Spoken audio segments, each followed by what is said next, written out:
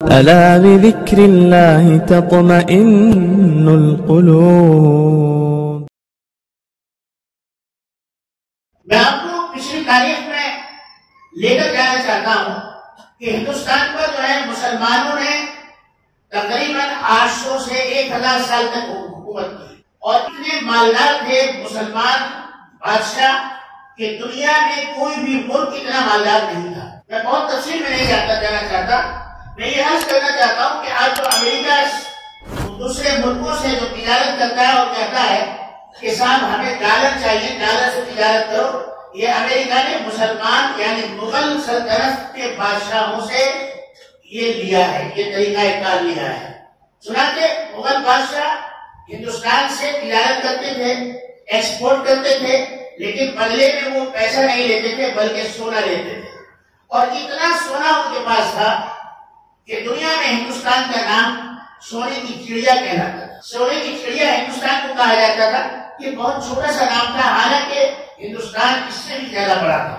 چنانچہ شاہجہاں کے دور میں ایک مرتبہ شاہجہاں نے کہا کہ خزانے کے منشی کو بلا کر کہ دیکھو ہمارے خزانے میں کتنا سونا ہے، ذرا یہ بتا دو، حساب لگا کر بتاؤ۔ کہ اچھا صاحب ٹھیک ہے۔ بادشاہ بھی بھول گئے۔ 6 مہینے کے بعد یاد آیا، بادشاہ نے منشی کو بلایا اور کہا کہ ہم نے تمہیں کہا تھا کہ سونے کا حساب دو، اب تک تم نے نہیں دیا۔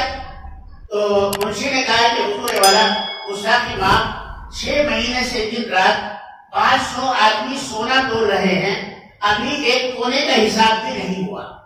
6 مہینے سے 500 آدمی دن رات سونا توڑ رہے ہیں، اس کے باوجود بھی ایک کونے میں جو سونا رکھا ہوا ہے اس کا حساب نہیں ہوا، پورے خزانے کا تو معاملہ ہے۔ یہ مسلمان بادشاہوں کا کارنامہ تھا کہ انہوں نے ہندوستان کو سونے کی چڑیا بنا دیا تھا، اور آج یہ ہماری اس حکومت کا کارنامہ ہے کہ اس نے جہازوں کو بھیج دیا، ایئرپورٹ کو بھیج دیا، ٹرینوں کو بھیج دیا، بینکوں کو بھیج دیا، اور پوری مملکت کو دیوالیہ بنا دیا۔ اس سے بدترین اور اس سے بڑی نحوست والی حکومت آج تک ہندوستان کی سرزمین پر نہیں آئی۔ بہرحال میں عرض کر رہا تھا اس بات کو کہ ہندوستان میں 1000 سال تک مسلمانوں کی حکومت رہی۔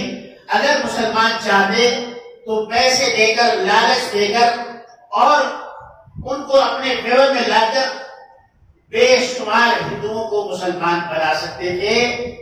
ایک مندر کا نام و نشان بھی پورے ہندوستان میں نہ ملتا، لیکن یہ ہمارے مسلمان بادشاہوں کی زندہ گیری اور دریا گیری تھی کہ انہوں نے کسی ایک مندر کو بھی ہاتھ نہیں لگایا، اور کسی ایک ہندو کو بھی زبردستی مسلمان نہیں بنایا، اور کبھی ان کا ظلم و ستم نہیں کیا۔